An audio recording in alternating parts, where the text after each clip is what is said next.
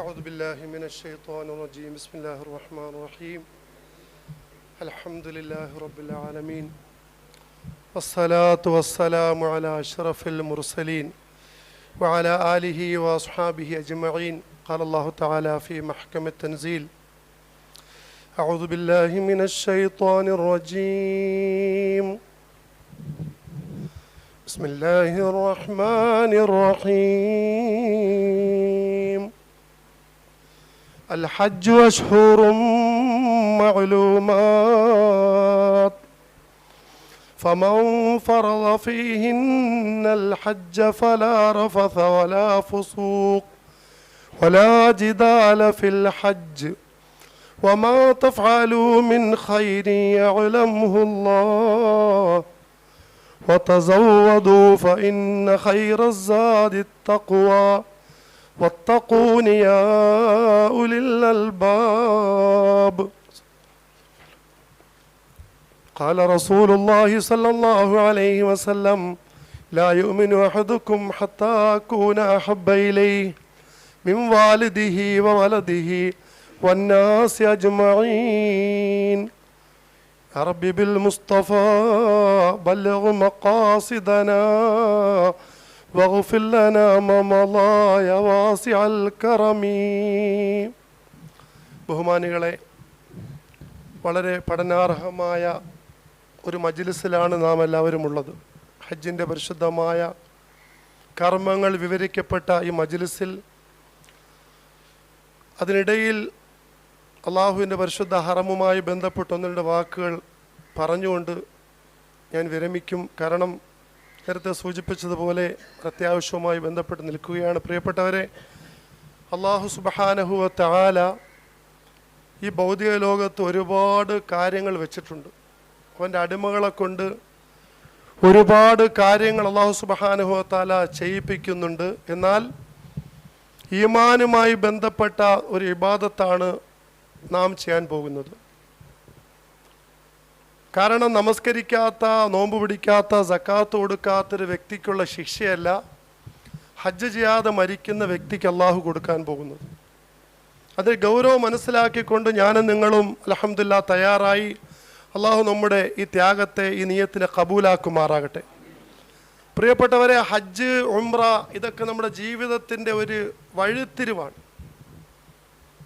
ബഹുമാനപ്പെട്ട ഖലീലുല്ലാഹി ഇബ്രാഹിം നബി അലൈഹിസ്സലാത്തു വസ്സലാം എന്ന പ്രവാചകൻ്റെയും പ്രിയ പത്നിയായ ഹാജറ ബീവിയുടെയും പൊന്നുമകൻ ഇസ്മായിൽ നബിയുടെയും ത്യാഗോജ്വലമായ ജീവിതം ലോകത്തിന് പരിചയപ്പെടുത്തുകയും അതിലൂടെ അള്ളാഹുവിനെ എല്ലാ അവസ്ഥയിലും അനുസരിക്കാൻ നമ്മെ പഠിപ്പിക്കുകയും ചെയ്യുന്ന ഒരു ഉത്ബോധനമാണ് ഹജ്ജും ഉംറയും. നമ്മളെല്ലാ അമലുകളും ചെയ്യുന്നത് പോലെ അല്ല ഹജ്ജ്. ഹജ്ജ് നമ്മളെ കൊണ്ട് അല്ലാഹു സുബ്ഹാനഹു വ തആല ആത്മത്യാഗം, ശാരീരിക ത്യാഗം ചെയ്യിക്കുകയാണ്. ബഹുമാനപ്പെട്ട ഖലീലുല്ലാഹി ഇബ്രാഹിം നബി അലൈഹി സ്വലാത്തു വസ്സലാം ലോകത്ത് അങ്ങേയറ്റം പീഡനം സഹിക്കേണ്ടി വന്ന പ്രവാചകനാണ്.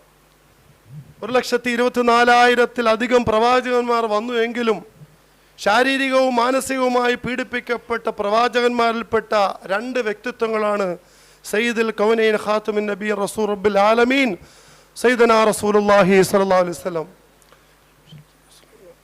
ആദരവായ റസൂലുള്ളാഹി തങ്ങൾ പറഞ്ഞു, ഞാൻ അനുഭവിച്ചതുപോലെ പീഡനം ഒരു നബിമാരും സഹിച്ചിട്ടില്ല. എന്നാൽ നമുക്കെല്ലാം അറിയാം, നബിമാർ ഓരോരുത്തരും അനുഭവിച്ച പീഡനങ്ങൾ. ചില നബിമാരെ അവിടെ അനുയായികൾ ഈർച്ചവാൾ വെച്ച് അറുത്ത് മുറിച്ചിട്ടുണ്ട്, ജീവനോടെ അവരെ അറുത്ത് കൊന്നിട്ടുണ്ട്. ബഹുമാനപ്പെട്ട അയ്യൂബ് നബി അലൈഹി സ്വലാത്തു വസ്സലാം ശരീരമാകെ പഴുത്ത് ശരീരത്ത് പുഴു ഒഴുകുന്ന അവസ്ഥയിലേക്ക് അള്ളാഹു പീഡിപ്പിച്ചിട്ടുണ്ട്. അള്ളാഹുവിൻ്റെ പരീക്ഷണം ആ മഹാനെ ബാധിച്ചിട്ടുണ്ട്. ബഹുമാനപ്പെട്ട യൂനുസ് നബി അലൈഹി സ്വലാത്തു വസ്സലാമിനെ മത്സ്യം വിഴുങ്ങിയിട്ടുണ്ട്. പ്രിയപ്പെട്ടവരെ, അവരൊക്കെ അനുഭവിച്ച ത്യാഗം നമ്മുടെ ജീവിത ത്യാഗവുമായി തട്ടിച്ചു നോക്കുമ്പോൾ നബിമാർ, അവർക്ക് വലിയ കഴിവുണ്ട്, അവർ വലിയ ആളുകളാണ്. അവർക്ക് അള്ളാഹു പ്രത്യേക കഴിവ് കൊടുത്തില്ല. നമ്മെപ്പോലെ മജ്ജയും മാംസവും വികാരവും വിചാരവുമുള്ളവരായിരുന്നു നബിമാർ. വയ്യൂബ ഇദ് നാദാ റബ്ബഹു അന്നീ മസ്സനിയൽ ദുർറു വഅന്ത അർഹമുർ റഹീമീൻ ഫസ്തജബ്നാ ലഹു ഫകശഫ്നാ മാ ബിഹി.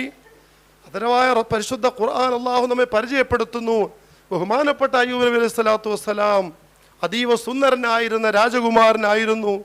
അള്ളാഹു നബിയെ പരീക്ഷിച്ചു. പല നബിമാരെയും പല രൂപത്തിൽ പരീക്ഷിച്ചെങ്കിലും അള്ളാഹു അയ്യൂബ് നബിയെ പരീക്ഷിച്ച് രോഗമുണ്ടായിരുന്നു. രോഗഗ്രസ്തനായ നബി, ചരിത്രം വിശദമായി പറയാനുള്ള സമയവും സന്ദർഭവുമില്ല. അദ്ദേഹത്തിന് ഒരു നേരത്തെ ഭക്ഷണം കണ്ടെത്തുവാൻ തൻ്റെ പ്രിയപ്പെട്ട രാജകുമാരി, രാജ്ഞിയായ ഭാര്യ വീട് വിടാന്തരം കയറിറങ്ങി. ഒരു വീട്ടിൽ ചെന്നപ്പോൾ അവർ പറഞ്ഞു, നിന്റെ മുടിയൊന്ന് മുറിച്ചു തന്നാൽ, സുന്ദരമായ മുടി ദാനം ചെയ്താൽ ആഹാരം തരാം. ആ മഹതി ആ ത്യാഗത്തിന് തയ്യാറായി. തൻ്റെ മുടി മുറിച്ച് മടങ്ങിയെത്തുമ്പോൾ കണ്ടത്, പ്രവാചകൻ ഇരുന്ന സ്ഥാനത്ത് പ്രവാചകന്റെ അവസ്ഥ അവർ പോകുമ്പോൾ കുഷ്ഠരോഗം കാരണം ആരും അടുക്കാത്ത ദുർഗന്ധം വമിക്കുന്ന ഒരവസ്ഥയിലായിരുന്നു. എല്ലാവരും പേടിക്കുന്ന രൂപമായിരുന്നു. തൻ്റെ പ്രിയപ്പെട്ട ഭർത്താവിനെ ആ സമയത്ത് പോലും പ്രിയപത്നി ഉപേക്ഷിക്കാൻ തയ്യാറായില്ല. പ്രിയപ്പെട്ടവരെ, നിസ്സാരമായ വിഷയത്തിൽ ഭർത്താക്കന്മാരുമായി വഴക്കിട്ട് വീട്ടിൽ പോയിരിക്കുന്ന നമുക്കൊക്കെ ഒരു ഗുണപാഠമാണ്. തൻ്റെ പ്രിയപ്പെട്ട ഭർത്താവിന് ഒന്നിനും കൊള്ളത്തില്ല, ശാരീരികമായും ഒന്നിനും കൊള്ളത്തില്ല, പഴുത്ത് ശരീരത്തിൽ ചലമൊഴുകുന്നു. അവിടെ ബഹുമാനപ്പെട്ട ഭാര്യ അവരെ ശുശ്രൂഷിച്ചുകൊണ്ട് കൂടെ ഉണ്ടായി. രാജാവിൻ്റെ മകളാണ്, രാജകുമാരിയാണ്. പക്ഷെ ആ മഹതി ബഹുമാനപ്പെട്ട അയ്യൂബ് നബിയെ ഖിദ്മത്ത് ചെയ്തുകൊണ്ട് അവസാനം തൻ്റെ പ്രിയപ്പെട്ട ഭർത്താവിന് വേണ്ടി തൻ്റെ ശരീരത്തെ ഏറ്റവും സുന്ദരമായ മുടിയും വറുത്തു മാറ്റി കൊടുത്തുകൊണ്ട് വരുമ്പോൾ തൻ്റെ ഭർത്താവിൻ്റെ സ്ഥാനത്ത് സുന്ദരനായ യുവാവിരിക്കുന്നു. കാരണം എന്താണ്? ബഹുമാനപ്പെട്ട അയ്യൂബ് നബി വിഷമിച്ച് പ്രയാസപ്പെട്ടിരിക്കുമ്പോൾ അള്ളാഹുവിനടുത്ത് ഒരു വിഷമവും പറയാറില്ല. നമ്മളൊക്കെ ചുമ്മാ ദുആ ചെയ്യിക്കലും വിഷമം പറയാം. എന്തെങ്കിലും ബുദ്ധിമുട്ട് വന്നാൽ നാട് മൊത്തം അറിയിക്കും. എൻ്റെ അവസ്ഥ പറയുകയാണ്, നിങ്ങളുടെ അവസ്ഥയെ കൂട്ടത്തിൽ എൻ്റെ കാര്യം പറയും. ഒരു ദുഃഖമുണ്ടായ നാട് മൊത്തം പാടി നടക്കും, സങ്കടപ്പെട്ടുകൊണ്ട്. ഒരു വിഷമമുണ്ടായ തുള്ളിച്ചാടി നടക്കും. അള്ളാഹു നമ്മളെല്ലാം യഥാർത്ഥ മുഅ്മിനീങ്ങളാക്കട്ടെ. പ്രിയപ്പെട്ടവരെ, ബഹുമാനപ്പെട്ട അയ്യൂബ് നബി അലൈഹി സ്വലാത്തു വസ്സലാം തൻ്റെ നാഥനോട് ഒരു പരാതിയും പറഞ്ഞില്ല. അവസാനം ബഹുമാനപ്പെട്ട അയ്യൂബ് നബി അലൈഹി സ്വലാത്തു വസ്സലാമിൻ്റെ നാവിൽ പുഴു ബാധിച്ചു. ദിക്ർ ചെല്ലാനുള്ള ശേഷിയെ ബാധിക്കുമെന്ന് കണ്ടപ്പോൾ മഹാനവർ പറഞ്ഞു, അന്നീ മസ്സനി അല്ലുറു വന്ത അർഹമുർ റഹീമീൻ.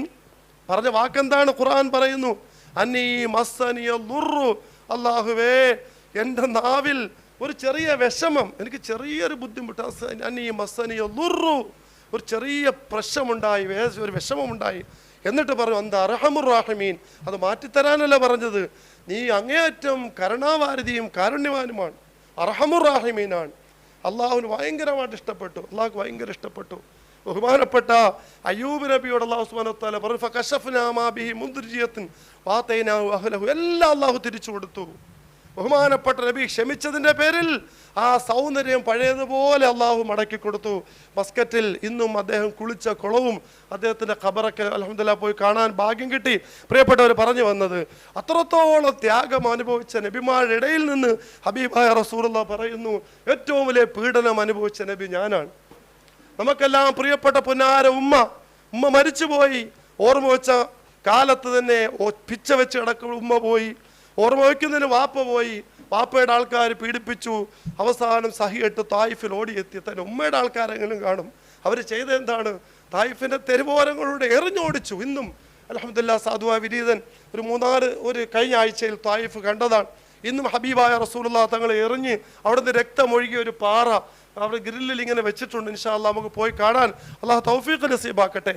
തെരുവോരങ്ങളുടെ എറിഞ്ഞോടിച്ചു, പീഡിപ്പിച്ചു, താണം കെടുത്തി ആക്ഷേപിച്ചു. കുടുംബക്കാർ അല്ലമീനെന്ന് വിളിച്ചവർ തല്ലാഹി ഇന്നക ലമജ്നൂൻ, ഭ്രാന്തൻ, നീ ഭ്രാന്തൻ എന്ന് വിളിച്ച് തെരുവിലൂടെ ആക്ഷേപിച്ചു. സമൂഹത്തിൽ ഉന്നത സ്ഥാനമുണ്ടായിരുന്ന നബിയെ സമൂഹത്തിൽ ഏറ്റവും മോശക്കാരെന്ന് വിളിച്ച് ആക്ഷേപിച്ചു. പ്രിയപ്പെട്ടവരെ, ആ രീതിയിൽ ആക്ഷേപം സഹിച്ചു, പീഡനം സഹിച്ചു രണ്ട് പ്രവാചകന്മാർ. ഈ രണ്ട് പ്രവാചകന്മാരാണ് ഇന്ന് നമ്മുടെ എല്ലാ മനസ്സിലും നമ്മുടെ എല്ലാ കർമ്മത്തിലും നിറഞ്ഞു നിൽക്കുന്നത്. സലാമു അലൈക അയ്യുഹൻ നബി എന്ന് പറയാത്ത ഒരാൾ മുസ്ലിമല്ല. അതുപോലെ ബഹുമാനപ്പെട്ട ഇബ്രാഹിം അലൈഹി സ്വലാത്തു വസ്സലാമിനെ ഓർക്കാത്ത ഒരാൾക്ക് മുസ്ലിം ആവാൻ കഴിയില്ല. എന്താണ് ഖലീലുള്ളാഹിയുടെ ദൗത്യം? ഓർമ്മ വെച്ച കാലം മുതൽ അള്ളാഹുവിനെ പറ്റി ചിന്തിക്കും, അള്ളാഹുവിനെ പറ്റി ചിന്തിക്കും, അള്ളാഹുവിനെ പറ്റി ആകാശത്ത് നോക്കിക്കൊണ്ട്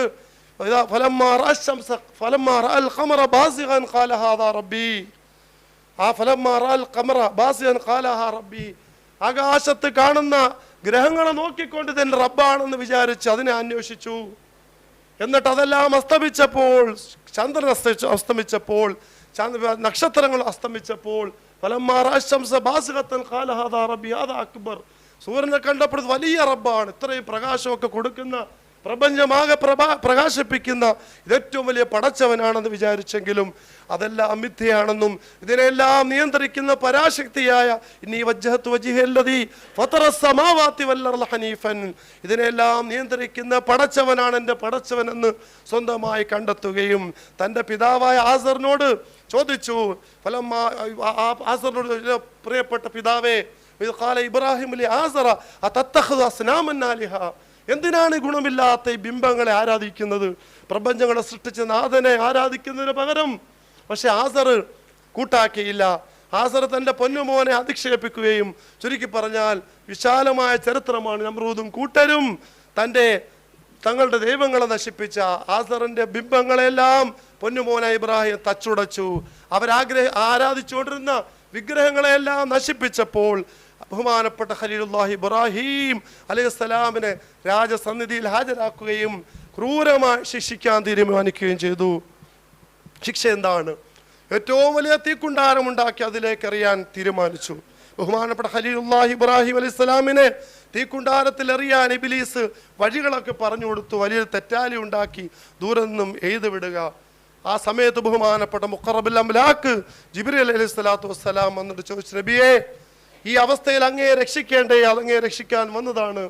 അപ്പോൾ ചോദിച്ചു, ആ അല്ലാഹു അമറക്, പടച്ചവൻ നിന്നോട് പറഞ്ഞു? ബഹുമാനപ്പെട്ട ഖലീലുല്ലാഹി ഇബ്രാഹിം ആ സമയത്തും ചോദിച്ചത്, എൻ്റെ റബ്ബാണോ നിന്നെ പറഞ്ഞയച്ചത്?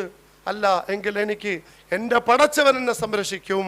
ഉറച്ച യഖീൻ, ഉറച്ച തീരുമാനം എടുത്തപ്പോൾ അള്ളാഹുവിന്റെ തീരുമാനം ആ തീയിലേക്ക് വന്നു. തീയോട് പടച്ചവൻ പറഞ്ഞു,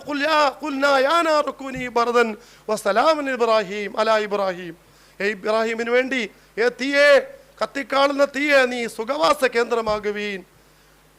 പ്രിയപ്പെട്ടവരെ, ഇബ്രാഹിം നബി അലൈഹി സ്വലാത്തു വസ്സലാമിനെ ബന്ധിപ്പിച്ച ചങ്ങലകൾ ഉരുകിയെങ്കിൽ പോലും മഹാന്റെ രോമത്തിന് പോലും പോറലേൽപ്പിക്കാൻ ആ ഭീകരമായ തീക്കുണ്ടാരത്തിന് കഴിഞ്ഞില്ല. ബഹുമാനപ്പെട്ട ഖലീലുല്ലാഹി ഇബ്രാഹിം അലൈഹി സ്വലാമിന്റെ യഖീൻ, ബാല്യകാലം പിന്നിട്ട് കൗമാരമായി, വിവാഹം കഴിച്ചു, വാർദ്ധക്യത്തിൽ കുഞ്ഞുണ്ടായി, മകൻ ഇസ്മായിൽ. ഉടനെ അള്ളാഹിന്റെ തീരുമാനം വന്നു, പരീക്ഷണം വന്നു. കൊണ്ടുക്കള ഇബ്രാഹിം, നിന്റെ പൊന്നുമോനെയും ഭാര്യയും കൊണ്ട് കളയീൻ. അള്ളാഹു തീരുമാനം അറിയിച്ചുടൻ തന്നെ പ്രിയപ്പെട്ട ഭാര്യയും കുഞ്ഞിനെയും കൊണ്ട് കളഞ്ഞു. മടങ്ങി പോകാൻ നേരത്ത് ഭാര്യ ചോദിച്ചു, പ്രിയപ്പെട്ട ഭർത്താവേ, ഒരിറ്റ് ദാഹജലമില്ലാത്ത ഈ മണൽക്കാട്ടിൽ എന്നെ കൊണ്ട് കളയാൻ അള്ളാഹു അങ്ങോട്ട് പറഞ്ഞതാണോ? തീർച്ചയായും ഞാൻ. ഉടൻ തന്നെ പറയുന്നാൽ എൻ്റെ പടച്ചവനെ നോക്കിക്കൊള്ളും. ബഹുമാനപ്പെട്ട പ്രിയപ്പെട്ട ഹാജറ ബീവി ആ പരിശുദ്ധമായ ആ ദൗത്യ അള്ളാഹുവിൻ്റെ തീരുമാനം ഏറ്റെടുത്തുകൊണ്ട് പരിശുദ്ധ ഭൂമിയായി നാം കാണുന്ന പരിശുദ്ധ മക്ക മണലാരണ്യത്തിൽ ഒറ്റയ്ക്ക് കഴിയാൻ തീരുമാനിച്ചു. അവരും അള്ളാഹുൽ വരമേൽപ്പിച്ചു. എൻ്റെ റബ്ബ് അങ്ങയോട് അങ്ങനെ പറഞ്ഞെങ്കിൽ ആ റബ്ബ് എന്നെ നോക്കും. ഉറച്ച തീരുമാനം. വെള്ളമില്ല, കൊടുക്കാൻ പാലില്ല, മരണം വറ്റി വരണ്ട ഉമ്മ ഒരിറ്റ് വെള്ളത്തിന് ഓടി നടന്നു. തൻ്റെ പൊന്നുമോന് വേണ്ടി ഓടി നടന്നു. അല്ലാഹുവേ, എൻ്റെ പൊന്നുമോന് കുടിക്കാച്ച് വെള്ളം തരണേ. എൻ്റെ പ്രിയപ്പെട്ട ഹാജിമാരെ, നമ്മളൊക്കെ ഓടാൻ പോവുകയാണ്. ഓടി ചോദിക്കുവീൻ. നമ്മുടെ പ്രശ്നങ്ങൾക്ക് പരിഹാരം തരാൻ അള്ളാഹു വെച്ചിരിക്കുന്ന സ്ഥലമാണ് ഇന്ന സഫാ വൽ മർവത മിൻ ശആഇരില്ലാഹ്. പരിശുദ്ധമായ ഹദീസുകൾ പരിശോധിച്ചാൽ ഇജാബത്തിന്റെ സ്ഥലങ്ങളായി കാണപ്പെടുന്ന സ്ഥലമാണ് സഫയും മറവയും. പ്രിയമുള്ളവരെ, ഓടി നടന്നുമ്മ ദുആ ചെയ്തപ്പോൾ ഒരു ശബ്ദം കേൾക്കുന്നു. ഭയങ്കരമായ ഫൗണ്ടൻ പൊട്ടിപ്പുറപ്പെടുന്നു. പൊന്നുമോൻ കിടന്ന സ്ഥലത്തൊരു വെള്ളച്ചാട്ടം. ഉമ്മ ഓടിച്ചെന്നു, സം സം, സ്റ്റോപ്പ്. ഹിബ്രു ഭാഷയിൽ അതിൻ്റെ അർത്ഥം അങ്ങനെയാണ്. എത്തിയപ്പോൾ ആ വെള്ളമോട് ഓളോട്ടുള്ള കുതിച്ച് പായ നിന്നു. വെള്ളം ഇങ്ങനെ തളം കെട്ടി ഒഴുകി ലോകാന്ത്യം വരെ ആ വെള്ളം, ആ സ്രോതസ് എന്നും ഉണ്ടാകും. അള്ളാഹു അതൊക്കെ കാണാനും കുടിക്കാനും പതിവരോളം പാനം ചെയ്ത് നമുക്ക് തൗഫീഖ് നസീബാക്കട്ടെ. ലോകത്തെ ഏറ്റവും വലിയ അത്ഭുതം, ഒരാൾക്ക് മുസ്ലിമാകാൻ ഇതിനപ്പുറം വേറൊന്നും വേണ്ട. കോടാനുകോടി ലിറ്റർ സംസം, കോടിക്കണക്കിന് പവർ ശക്തിയുള്ള മോട്ടർ വെച്ച് ഇങ്ങനെ പമ്പ് ചെയ്ത് ലോകത്തെ എല്ലാ ഭാഗത്തും കൊണ്ടുപോയിട്ടും ഒരു പോയിന്റ് പോലും സംസമിന് ചലനം വന്നിട്ടില്ല. പ്രിയപ്പെട്ടവരെ, ചുരുക്കി പറഞ്ഞാൽ പൊന്നുമോനൊക്കെ വളർന്നു വലുതായപ്പോൾ അല്ലാഹ് വിട്ടില്ല. അടുത്ത പരീക്ഷണം. നമുക്ക് ചെറിയ പനി വന്നാൽ, സാമ്പത്തിക പ്രശ്നം വന്നാൽ, ബുദ്ധിമുട്ട് വന്നാൽ നമ്മൾ ഓരോ കയ്യാങ്കളികൾ കാണിക്കുന്നു. ഒരു പയ്യൻ സാമ്പത്തിക പ്രശ്നം വന്നപ്പോൾ ചുറ്റിയിലെടുത്ത് ബന്ധുക്കളെ മൊത്തം കൊന്നു കളഞ്ഞു. ഈമാനില്ലായ്മ. അള്ളാഹു കാര്യങ്ങൾ മനസ്സിലാക്കി തരട്ടെ. വാക്യം ചുരുക്കുകയാണ് പ്രിയപ്പെട്ടവരെ. ഹബീബായ റസൂൽ ബഹുമാനപ്പെട്ട ഖലീലുല്ലാഹി ഇബ്രാഹിം അലൈഹിസ്സലാത്തു വസ്സലാമിനോട് അടുത്ത തീരുമാനം വന്നു, നിന്റെ മോനെ കൊണ്ട് അറക്കൂ. അള്ളാഹു ഈ കാര്യം പറഞ്ഞപ്പോൾ ബഹുമാനപ്പെട്ടവർ മടിച്ചു.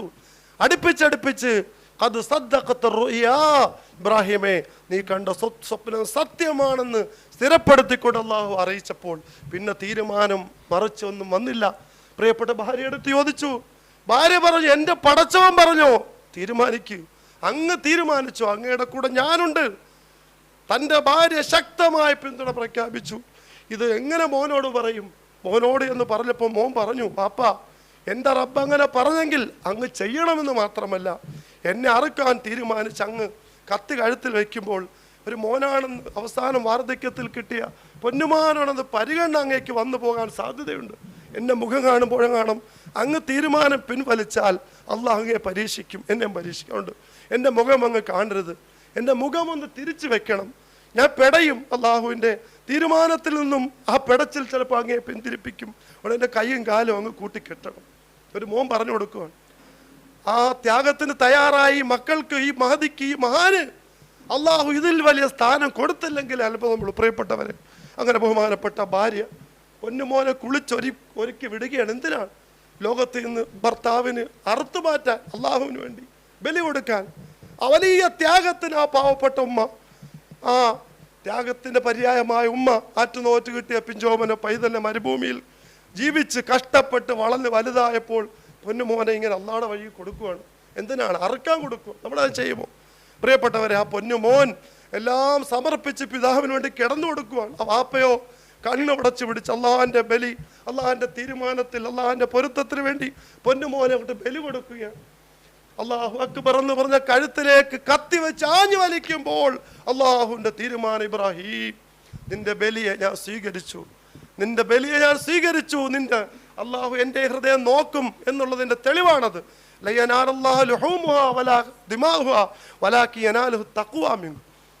നമ്മുടെ ഒന്നും കർമ്മങ്ങളൊന്നും അള്ളാഹ്ക്ക് വേണ്ട, നിങ്ങളുടെ ഹൃദയം പടച്ചവൻ പരിശോധിക്കും.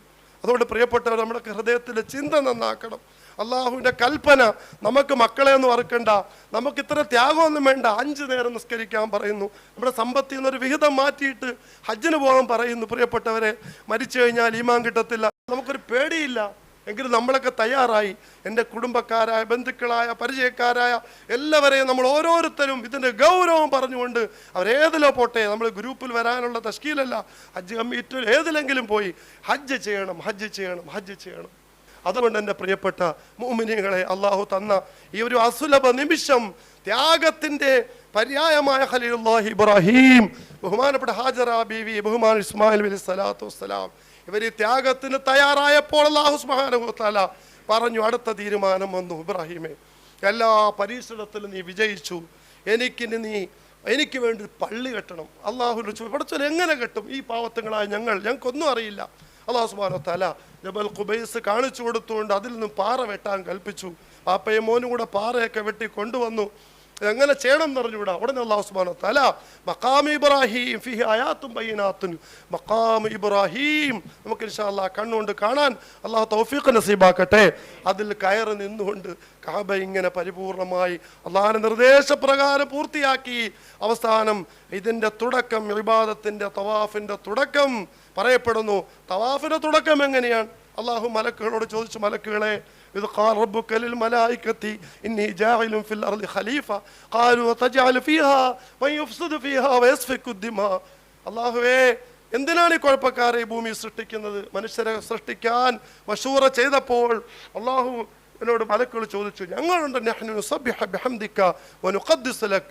അല്ലാഹു പറഞ്ഞു, ഇന്നി അഅലമു മാ ലാ തഅലമൂൻ. മലക്കുകളെ, നിങ്ങൾക്കറിയാത്തത് പലതും എനിക്കറിയാം. മലക്കുകൾക്ക് പേടിയായിപ്പോയി. മലക്കുകളെല്ലാം അവിടെ കൂട്ടമായി ചേർന്നുകൊണ്ട് റബ്ബിനെ വണങ്ങിക്കൊണ്ട് അള്ളാഹുവിൻ്റെ അർശിനെ ചുറ്റി പേടിച്ച് കറങ്ങാൻ തുടങ്ങി. അള്ളാഹുവിൻ്റെ അർശിനെ ചുറ്റി കറങ്ങാൻ തുടങ്ങി മലക്കുകൾ. അവർ പേടിച്ച് കറങ്ങിയപ്പോൾ അള്ളാഹു സുബ്ഹാനഹു വ തആല ആ കറക്കം ഇബാദത്താക്കി മാറ്റി. ഈ കറക്കം ലോകാന്തം വരെ അള്ളാഹു തീരുമാനിച്ചു. അള്ളാഹുവിന് ചില അമലുകൾ വലിയ ഇഷ്ടമാണ്, അള്ളാഹുവിന് വലിയ ഇഷ്ടമാണ്. അല്ലാഹു സുബ്ഹാനഹു വ തആല ചെറിയ ചെറിയ അമലുകൾക്ക് വലിയ പ്രതിഫലം യഗ്ഫിറു ലിമൻ യശാ, അല്ലാഹു ഉദ്ദേശിച്ചവർക്ക് പുറത്തു കൊടുക്കും. അല്ലാഹു സുബ്ഹാനഹു വ തആല മലക്കുകളുടെ ആ കറക്കത്തെ യോഗാന്ത്യം വരെയുള്ള തവാഫാക്കി മാറ്റി. അങ്ങനെ തവാഫ് തുടങ്ങണം. അങ്ങനെ അല്ലാഹു സ്വർഗത്തിൽ നിന്നും ഒരു മാണിക്യ കല്ലായ ഹജറുൽ അസ്വദിനെ ജബൽ ഖുബൈസിൽ ഇറക്കി കൊടുത്തു. മുഖറബുൽ അംലാക്ക് ജിബ്രീൽ അലൈഹിസ്സലാത്തു വസ്സലാം അറിയിച്ചത് പ്രകാരം ഹജറുൽ അസ്വദിനെ അവിടെ കൊണ്ടുവന്ന് സ്ഥാപിച്ചു. ആ പ്രദേശം മൊത്തം പ്രകാശിച്ചു. ആ പ്രകാശം എവിടെയെല്ലാം എത്തിയോ അവിടെയാണ് ഹറം എന്ന പേരിൽ അറിയപ്പെടുന്നത്. ചുരുക്കി പറഞ്ഞാൽ ആത്മസമർപ്പണത്തിൻ്റെ എല്ലാ ത്യാഗങ്ങളും ഒരുമിച്ച് വരുന്ന ഒരു ഇബാദത്താണ് ഹജ്ജ്. ഈ ഹജ്ജിലൂടെ എനിക്ക് നിങ്ങൾക്കും അല്ലാഹു ഇത്രയും വലിയ കൂലി തരാൻ കാരണം ത്യാഗം നിറഞ്ഞ ഒരു അമലാണ് ഹജ്ജ്. കഴിഞ്ഞ വർഷമൊക്കെ ഹജ്ജിന് അൽഹംദുലില്ലാ ത്യാഗം എന്ന് പറഞ്ഞാൽ ജീവിതത്തിൽ ത്യാഗം എന്താണെന്ന് അറിഞ്ഞ ഒരു ഹജ്ജായിരുന്നു. ഏകദേശം നമ്മുടെ നാട്ടിലെ നമുക്ക് സങ്കല്പിക്കാൻ കഴിയാത്ത 56, 57, 60 ഡിഗ്രി ചൂട്, ഓടി അങ്ങോട്ടും ഇങ്ങോട്ടും ഓടും ആളുകൾ, നിൽക്കാൻ പോലും വയ്യ. എവിടെയെങ്കിലും ഒരു തണുപ്പുണ്ടോ എന്ന് അന്വേഷിച്ച് ഓടുകയാണ്. മിനയിലെ തമ്പിലൂടെ അന്ന് ഗവൺമെൻറ് തീരുമാനിച്ചത് ഏറ്റവും ദൂരെയായിരുന്നു ഞങ്ങളുടെ താമസം. അവിടെയൊക്കെ കറങ്ങി നടന്ന് അൽഹംദുലില്ലാ വളരെ ത്യാഗപൂർണമായ ഹജ്ജായിരുന്നു. ഒരുപാട് ഹാജിമാർ മരണപ്പെട്ടു. ഈ വർഷം അതെല്ലാം ഗവൺമെൻറ് പരിഹരിച്ചുകൊണ്ട് നമ്മുടെ ഗ്രൂപ്പ് മുത്തവഫ് ഏറ്റവും അടുത്ത സംവിധാനവും ഏറ്റവും നല്ല സംവിധാനവും ചെയ്തിട്ടുണ്ട് അൽഹംദുലില്ലാ. എങ്കിലും നമ്മൾ കുറേ ത്യാഗങ്ങൾ ചിന്തിച്ച് പോകണം. നമ്മുടെ മനസ്സിൽ വലിയ സങ്കല്പവുമായി വലിയ ലക്ഷറിയായി പോയി എന്തെങ്കിലുമൊക്കെ ത്യാഗം വരുമ്പോൾ നമ്മുടെ വാ കൊണ്ട് എന്തെങ്കിലും പറഞ്ഞു പോയാൽ നമ്മുടെ ഹജ്ജിനെ ബാധിക്കും. അല്ലാഹു കാത്ത് രക്ഷിക്കട്ടെ. ത്യാഗഭൂമിയിൽ പോകുകയാണ്. ത്യാഗം പ്രതീക്ഷിച്ചു പോകണം. ത്യാഗം സഹിക്കാൻ തയ്യാറായി പോകണം. ബഹുമാനപ്പെട്ട ഖലീലുല്ലാഹി ഇബ്രാഹിം അലൈഹിസ്സലാത്തു വസ്സലാമിൻ്റെ ത്യാഗോജ്ജല ജീവിതം നിറഞ്ഞു നിൽക്കുന്ന പരിശുദ്ധ നാട്ടിൽ ഹബീബായ റസൂലുള്ളാഹ് തങ്ങളുടെ ത്യാഗം അവിടെ നിന്ന് സുജൂദിൽ കിടക്കുമ്പോൾ ചീഞ്ഞളിഞ്ഞ കുടലിൻ്റെ മാലകൾ വലിച്ചു കൊണ്ടിട്ട് ഹബീബിന് അനങ്ങാൻ പോലും വയ്യാതെ കിടന്ന് ഞെരങ്ങിയ സ്ഥലം, ഇതൊക്കെ നമുക്ക് കാണാം. അള്ളാഹു തൗഫീഖ് നൽകുമാറാകട്ടെ. അള്ളാഹുവിൻ്റെ ഹബീബിനെ ആക്ഷേപിച്ച അബൂജഹൽ അവൻ്റെ മാളിക ഇന്ന് ലക്ഷോപലക്ഷം ജനങ്ങളുടെ വിസർജ്യ കേന്ദ്രമാക്കി അള്ളാഹു മാറ്റിക്കളഞ്ഞു. അള്ളാഹുവിനെ അനുസരിച്ച് അള്ളാഹുവിന് വേണ്ടി ജീവിതം ബലിയർപ്പിച്ചതിൻ്റെ പേരിൽ ലോകാന്ത്യം വരെ പൊന്നുമോൻ ഇസ്മായിൽ നബിയുടെയും ബഹുമാനപ്പെട്ട ഉമ്മ ഹാജറ ഉമ്മയുടെയും ബഹുമാനപ്പെട്ട ഖലീലുല്ലാഹി ഇബ്രാഹിമിൻ്റെയും ആത്മത്യാഗം ലോകരിലേക്ക് അള്ളാഹു നൽകിക്കൊണ്ട് എന്നെയും നിങ്ങളെയും സംസ്കരിക്കുവാൻ വേണ്ടി അള്ളാഹു പരിശുദ്ധ ഹറമിലേക്ക് വിളിക്കുകയാണ്. 3 രീതിയിൽ ആ വിളി എത്തിയിട്ടുണ്ട്. ബഹുമാനപ്പെട്ട ഖലീലുല്ലാഹി ഇബ്രാഹിം അലൈഹി സ്വലാമിനോട് അള്ളാഹു പറഞ്ഞു, ഫിന്നാസി ബിൽ ഹജ്ജി യഅതൂക റിജാലൻ വഅലാ കുല്ലി ളാമിരിൻ യഅതീന മിൻ കുല്ലി ഫജ്ജിൻ അമീഖ്. ഇബ്രാഹിം, ഈ ജനങ്ങളെയൊക്കെ വിളിക്കുവീൻ. ഇബ്രാഹിം നബി ചോദിച്ചു, അള്ളാഹു ഞാൻ അങ്ങനെ വിളിക്കും, ഞാൻ വിളിച്ചാൽ ജനങ്ങൾ അങ്ങനെ കേൾക്കും. അള്ളാഹ് പറഞ്ഞു, വിളിക്ക് ഉത്തരം, വിളി കേൾപ്പിക്കേണ്ടവൻ ഞാനാണ്. അൽഹംദുലില്ലാ, ബഹുമാനപ്പെട്ട ഖലീലുല്ലാഹി ഇബ്രാഹിം ജബൽ ഖുബൈസിൽ കയറുന്ന് വിളിച്ചു. ഈ വിളി കേട്ട റൂഹുകൾ അവിടെ എത്തും, തീർച്ച. ബഹുമാനപ്പെട്ട പറയപ്പെടും ജിബ്രീൽ അലൈഹിസ്സലാത്തു വസ്സലാം വിളിച്ചു. വിളി കേട്ടവർ അവിടെ എത്തി ഹജ്ജൊക്കെ ചെയ്ത് സ്വാലിഹായി അവിടെ മരണപ്പെടുമെന്ന് പറയപ്പെടുന്നു. 3-ാമതായി ലാനത്താക്കപ്പെട്ട ഇബ്ലീസ് വിളിച്ചു. ഇബ്ലീസിന്റെ വിളി കേട്ടവർ അല്ലാഹു കാത്ത് രക്ഷിക്കട്ടെ, നാട്ടിൽ വന്ന് പഴയതിനേക്കാൾ മോശമായി ജീവിക്കും. അള്ളാഹു കാത്ത് രക്ഷിക്കട്ടെ. ആമീൻ. അതുകൊണ്ട് എൻ്റെ പ്രിയപ്പെട്ട ഹാജമാരെ ഞാനും നിങ്ങളും ജീവിതം ഒന്ന് പരിപൂർണമായി സംസ്കരിക്കാൻ വേണ്ടി പുറപ്പെടുകയല്ല, അല്ലേ? ഈ കരുണയുള്ള ഉമ്മയുടെ കോടിക്കണക്കിന് കരുണയുള്ള പടച്ചവനാണ് നമ്മുടെ പടച്ചവൻ. ഈ ഉമ്മയ്ക്ക് കരുണ കൊടുത്ത റബ്ബുൽ അലീം അവൻ്റെ കരുണയിൽ നിന്നും കോടാനുകോടി അംശമാണ് ഉമ്മയുടെ ഹൃദയത്തിൽ നിക്ഷേപിച്ചത്. ഏത് പാപം ചെയ്താൽ എൻ്റെ പ്രിയപ്പെട്ട ഹാജിമാരെ കരയുവീൻ. കരയാനുള്ള മിനയാണ്, കരയാനുള്ള മുസ്ദലിഫയിലാണ് നാം പോകുന്നത്. അറഫയിൽ അല്ലാഹു അർശിൻ്റെ കവാടങ്ങൾ തുറന്നുകൊണ്ട് അടിമകൾക്ക് പുറത്തു കൊടുക്കാൻ വേണ്ടി കാത്തിരിക്കുന്നു. അറഫയിൽ അള്ളാഹു നമുക്ക് അറഫയിൽ ഒരുമിച്ച് കൂടാനും പാപങ്ങളൊക്കെ പുറത്തു തരാനും നമ്മളുടെ ഈ കൂട്ടായ്മയെ കാരണമാക്കുമാറാകട്ടെ. പരിശുദ്ധമായ ഈ സംഘത്തെ അള്ളാഹു സ്വീകരിക്കുമാറാകട്ടെ. പരസ്പരം ചരടിൽ കോർത്ത മുത്തുമണികളെ പോലെ, ഒരു തസ്ബീഹിലെ മണികളെ പോലെ ഐക്യത്തോടെ സന്തോഷത്തോടെ പുറപ്പെട്ട് ആർക്കും ഒരു ബുദ്ധിമുട്ടും വരാതെ സന്തോഷമായി മടങ്ങിയെത്തുവാൻ അർഹമുർ-റഹീമായ തമ്പുരാൻ തൗഫീഖ് നസീബാക്കുമാറാകട്ടെ. കേരളക്കരയിൽ നിന്നും ആയിരക്കണക്കിന് ഗ്രൂപ്പുകൾ പോകുന്നുണ്ട്. അതെല്ലാം വ്യത്യസ്തമായി സമ്പൂർണമായ ഹറമൈനി ഷരീഫൈനിയിൽ പരിശുദ്ധ ഹറമുകളുടെ അടുത്ത് കർമ്മങ്ങളൊക്കെ തീരുന്നത് വരെ താമസിച്ച് സന്തോഷമായി വരാൻ കഴിയുന്ന ഒരു സംഘത്തിലാണ് നിങ്ങളുള്ളത്. അഭിമാനിക്കുക. ഇൻഷാ അല്ലാഹ് വരും വർഷങ്ങളിലും ഈ ഇതിൻ്റെ റാഹത്തനുസരിച്ച് നമ്മുടെ കുടുംബത്തിൽ, നമ്മുടെ ബന്ധത്തിൽ ആരെയെല്ലാം ചേർക്കാൻ കഴിയുമോ അവരെല്ലാം ചേർത്തുകൊണ്ട് ഇൻഷാ അല്ലാഹ് പുറപ്പെടാൻ തയ്യാറാകുക. അർഹമുർ-റഹീമായ തമ്പുരാൻ നമ്മുടെ ഈ ഒരുമിച്ചുകൂടൽ കബൂലാക്കുമാറാകട്ടെ. തുടർന്നുള്ള ക്ലാസ് ബഹുമാനപ്പെട്ട ഉസ്താദ് നയിക്കും. സാധുവായ വിനീതന് വേണ്ടി നിങ്ങൾ ദുആ ചെയ്യണം. അൽഹംദുലില്ലാ. അതുപോലെ പരിശുദ്ധമായ ഹറം ഷരീഫ് ഈ കഴിഞ്ഞ 2-3 ദിവസങ്ങളായി രാവും പകലുമില്ലാതെ എന്തോ ഒരു സന്തോഷമായ, എന്തോ ഒരു അനുഗ്രഹീതമായ അവസ്ഥയായിരുന്നു. പരിശുദ്ധ റമളാൻ മാസത്തിലും എല്ലാവരും പോകാൻ ആഗ്രഹിക്കണം. പരിശുദ്ധമായ ഹറം ഷരീഫിൽ ദുആയ്ക്ക് ഇജാബത്തുള്ള സ്ഥലങ്ങൾ അന്വേഷിച്ചുകൊണ്ട് കിടന്ന സമയം മൊത്തവും ദുആയിലും ദിക്റിലും കഴിയണം. പ്രത്യേകിച്ച് ദുആ ചെയ്യണം. നമ്മുടെ രാജ്യം വല്ലാത്ത അവസ്ഥയിലാണ്. ഓരോ തീരുമാനങ്ങൾ എടുക്കും, അടിച്ചേൽപ്പിക്കും. ഇന്ന് തന്നെ വ്യക്തമായി പലർക്കും അറിയാം, ഉമ്മത്തിന് ആർക്കും അറിയത്തില്ല. വഖഫ് ഭേദഗതി എന്നൊക്കെ പറഞ്ഞുകൊണ്ട് ഓരോരോ പുതിയ നിയമങ്ങൾ കൊണ്ടുവന്ന് അള്ളാഹിന്റെ നൂറ് ഊതിക്കെടുത്താൻ വേണ്ടി, അള്ളാഹിന്റെ മസാജിദുകൾ തകർക്കാൻ വേണ്ടി, ഈ ദീനിന്റെ അടയാളങ്ങൾ ഭൂമുഖത്ത് നിന്ന് നിർമ്മാർജ്ജനം ചെയ്യാൻ നടക്കുന്ന സയനിസ്റ്റ് ഫാസിസ്റ്റുകളുടെ എല്ലാ കുതന്ത്രങ്ങളെയും പരാജയപ്പെടുത്താൻ ഹറമിന്റെ എല്ലാ ഇജാബത്തിന്റെ സ്ഥലങ്ങളിലും പ്രത്യേകമായി ദുആ ചെയ്യണമെന്നും വസിയത്തോടെ എൻ്റെ വാക്കു ചുരുക്കുന്നു. അസ്സലാമു അലൈക്കും വറഹ്മത്തുള്ളാഹി വബറകാതുഹു.